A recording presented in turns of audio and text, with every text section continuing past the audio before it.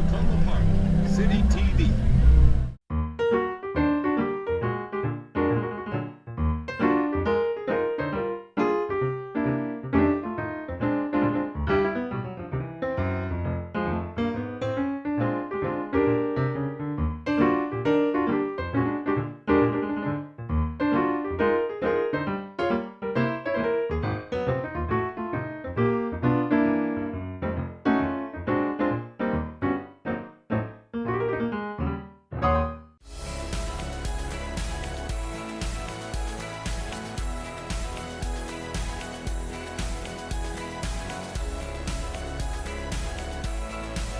Each week has a different theme.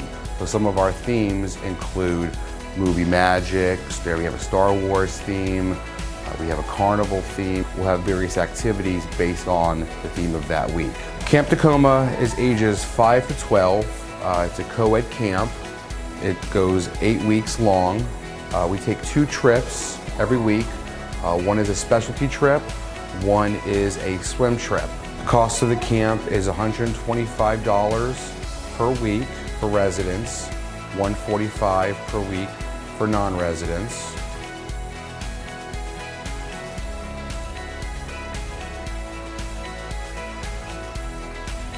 The camp really consists of instructional stations and drills, hands-on stations and drills where we will break down the game of basketball in a fundamental way. We'll talk to them about dribbling, defense, shooting, anything that we think is a fundamental skill, we will address in our stations and fundamental skills. And then in the second part of the afternoon, we'll get them involved in 3-on-3 games, 1-on-1 games, 5-on-5, get them into competitive games where they can put into practice what they learned in the first half of the camp. One of the things I think is important for girls is confidence and self-esteem, as well as discipline. I think that those 3 things are things that I think that they can build on, and not just with basketball, but beyond basketball, because really that's why, what we're really striving for. We're striving for scholar athletes, not just kids on the basketball court, learning to shoot better, learning to dribble better. We really want them to be better character, better citizens in our community. So if we can instill some, character education, as well as helping them to dribble the basketball better and helping them to shoot better with confidence, self-esteem, and discipline, I think we'll have a winning program here.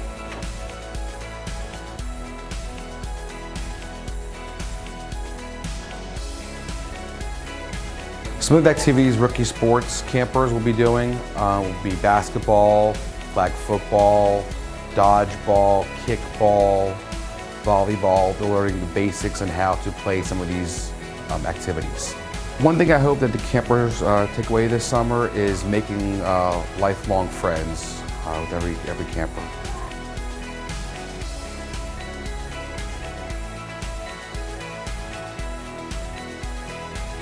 Each day, our campers will be making several recipes during camp, and through that recipe, they're going to start to finish the recipe. They'll learn new ingredients like vegetables and fruits and maybe spices that they haven't seen before.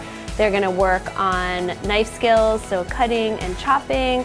They're also going to do some math by measuring and counting. They're going to work together as a team to be able to accomplish a goal, and then they'll have a sense of pride in what they've made because they've done it. In addition to creating the recipes, we have some activities that go with that as well. So they'll be doing some games that relate to food and learning ingredients and learning a little bit about nutrition as well. So I hope that each of our campers will try something that they've never tried before, and that they'll be able to go home and make either the recipes that we make or some sort of recipe using the skills that they've learned with their family at home and have the confidence to do so.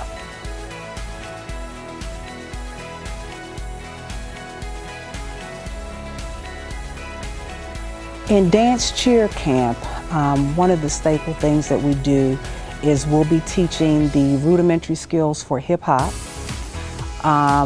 some intro into ballet with cheer, basic sideline cheer chants and motions, and with step, basic step skills. I would have hoped that at the conclusion of the camp for dance that they feel confident that they've had fun, because not only will the kids dance, we do other things as well to build up self-esteem. We have projects, we do arts and crafts relative to whatever theme the camp will be.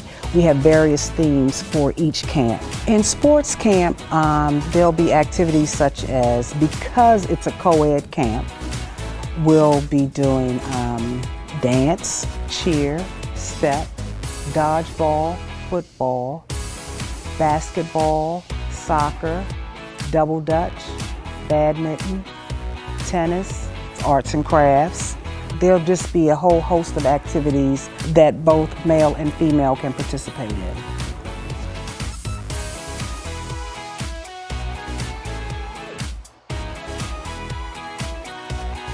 Teens on the Move camp is an adventure camp. So we do a variety of things. We try to get the teens out of their norm. So we take them like horseback riding, whitewater tubing, whitewater rafting, bowling, laser tag, things like that. Having a fun, safe summer. It's so many other things that they could be doing that they may want to do, being that they're at that age. Just wanting them to just have fun, build relationships, learn something, and be able to, have something to take away from it.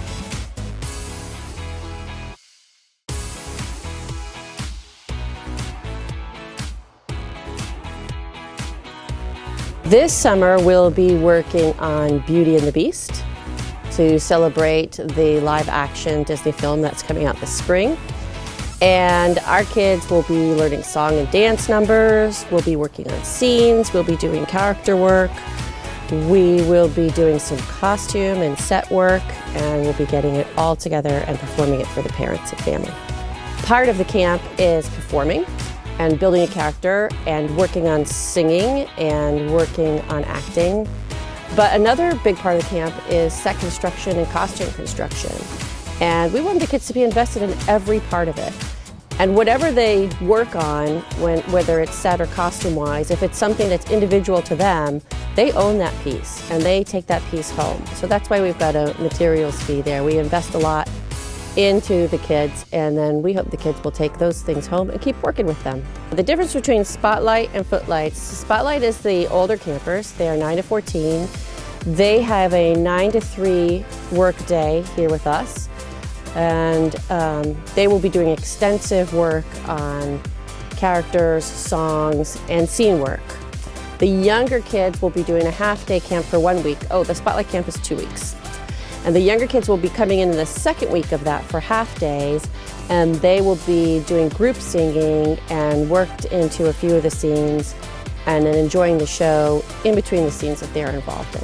It's not just about performing. It's about creating a character.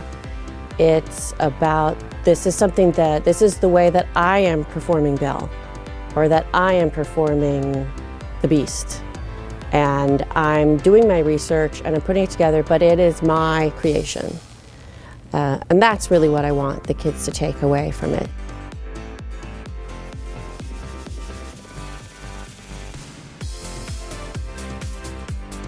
First and foremost, I would like the kids to leave having a time of their life, having fun. And fun is often underrated. So I want the kids to leave saying that they had fun, also a sense of accomplishment, that they've actually accomplished something. Camp Recess is divided into 7 theme-based weeks. Week 1 will be me, my family, and my community. Week 2 would be a good sport. Week 3, fit and smart. Week 4, we offer creative campers.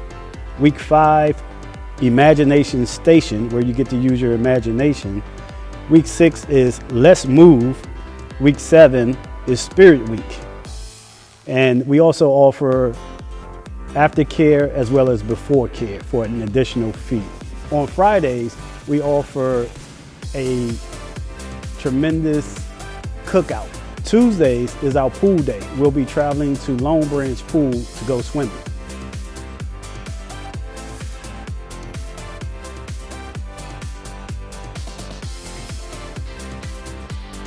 I like my campers to spend some time as though they are in an art movement. And so we will be working in whatever the movement artists would be doing. So they'd be working in painting or sculpture or drawing or in conceptual art. The campers explore media such as watercolor, acrylic, charcoal and pastels, collage, and found object assemblage. Students work in both 2 and 3D. They observe nature, and they use their imagination. We watch films that are related to the movement, either its location or era in history. Because I'd like to immerse the campers in their art experience, I'd like them to have a kind of a visceral, a tactile experience of what it would be like to be an artist from the movements that I offer. I think it's important for the artists to understand, the young artists to understand, that when we are thinking about the visual world, a lot of those influences are still present today.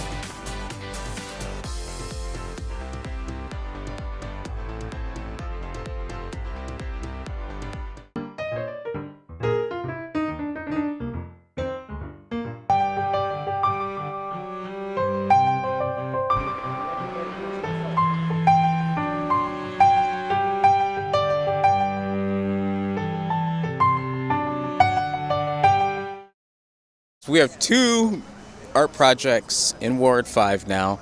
This is the second project. I've been a huge advocate of art in our ward. I hope in the next couple years we have a lot more art projects that we can unveil to the community. A couple of years ago, someone with the city was telling me that how they were interested to get some more audio into the public art options. And then this call came out about this location here at Flower and Erie. And I looked at it and saw this old derelict old payphone. And I thought, I bet we can do something with that.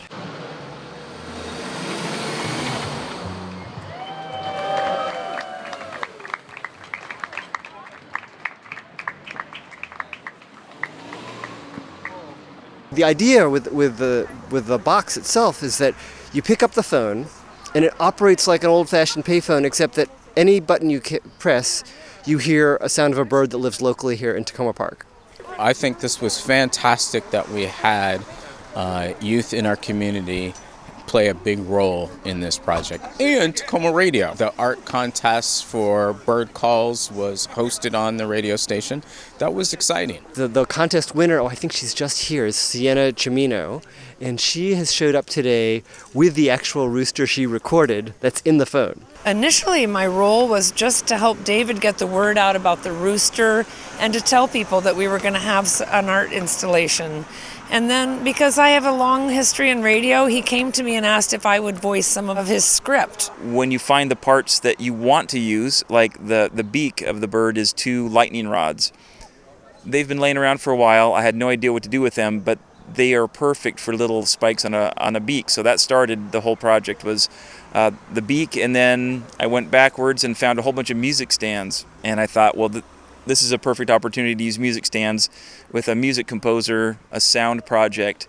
So I used all like 8 music stands for feathers for the bird. Butterfly chair is the main body of the bird, and then some old springs and things that I had laying around for many years that just seemed to all come together to make an expressive bird. And I really love the way this old spring I found on 495, the way it uncurls, it looks like a bird song sounds. And the idea of this thing connecting you with nature now just seemed really cool. I love the idea of it. My job was to get into the inside of the phone, figure out how it worked, and rewire it to play back the bird calls. We all had the same realization that, oh, somebody might think this is a real phone and go and dial information or dial 911 for emergencies, so we need to have it deal with that as well.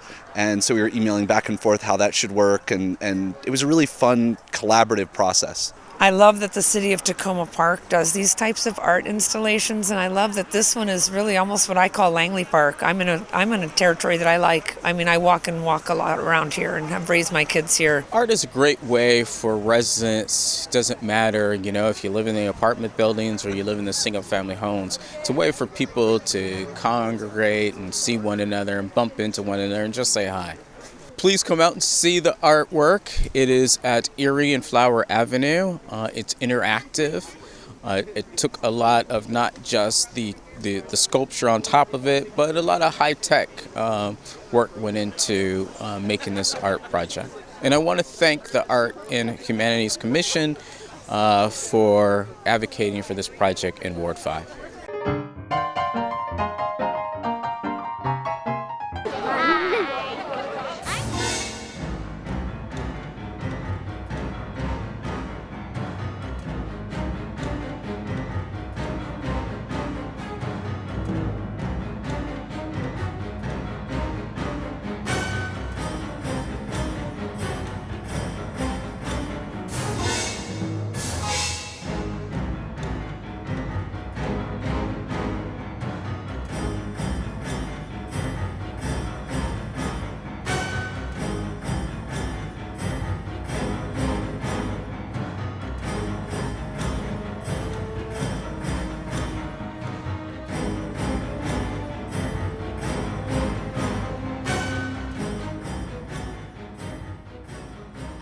I'm a laughing emoji, and yeah, I made it myself. It's huge.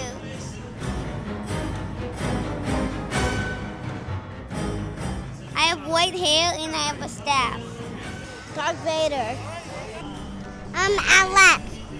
I'm a jester, and it's basically a put-together costume. It's kind of like a vampire monster thing. I'm Thor. My mom sewed the cape and my dad made my hammer, and then we found the rest of my costume in the tickle trunk.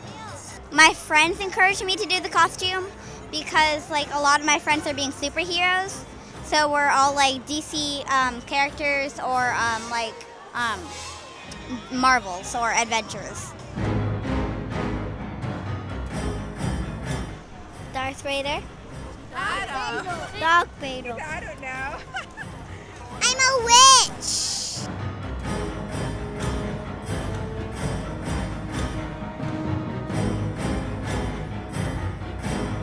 A zombie cheerleader. With Trooper. I'm dressed up as Cleopatra. I'm not wearing it because I have another party and I have to save it. My costume is Katniss Everdeen from the Hunger Games. So I did like a cat makeup since her first name has a cat in it. A ninja. Fast. Flash. Oh, yeah. I'm just a skateboarder. Captain Kirk from Star Trek.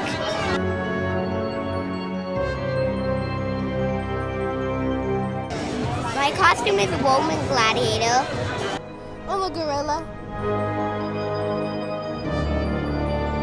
I'm a police officer. Yes, Takoma Park police officer. I'm a Joker. Virgin. Hillary Clinton.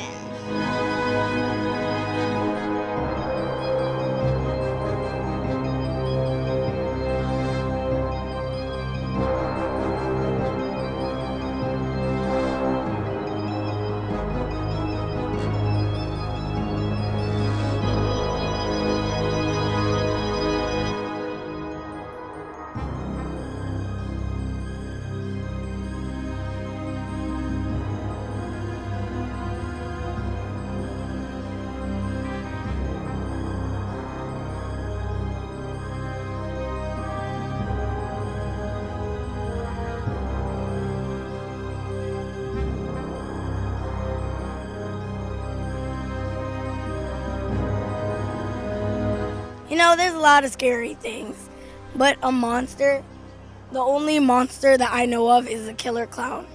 Dracula. Dracula. A banshee? A ghost. My bird. Spiders and snakes. Frankenstein. Snakes. Werewolves. My face. A vampire, I guess. Probably a dragon. Nothing. Alien. It used to be the dog. Killer clowns and ghosts. Killer clowns. Zombie. Killer clowns. Werewolf. Killer clowns with a knife. A shark. Donald Trump.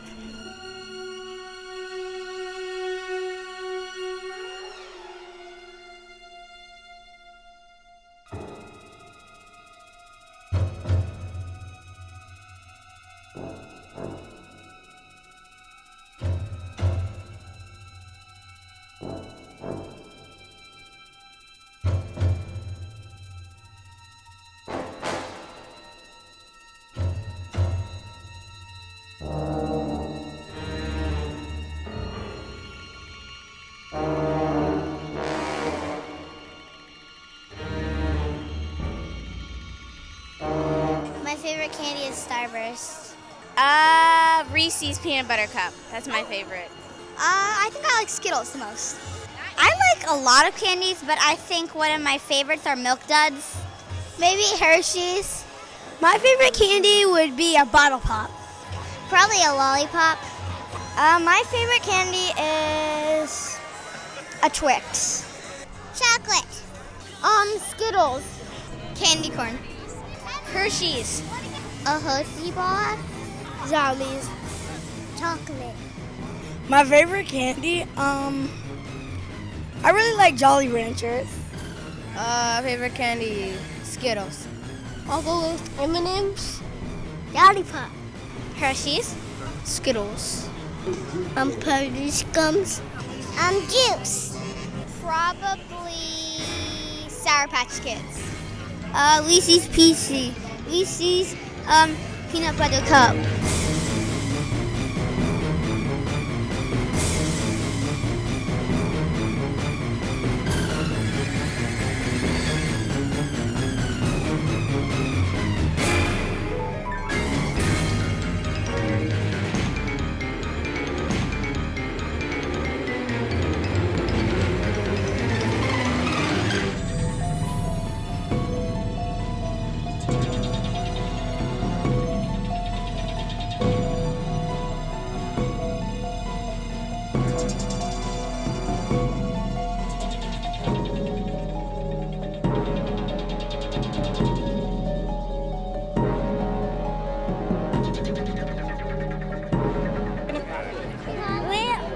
We are Ninja Turtles. Picture of him.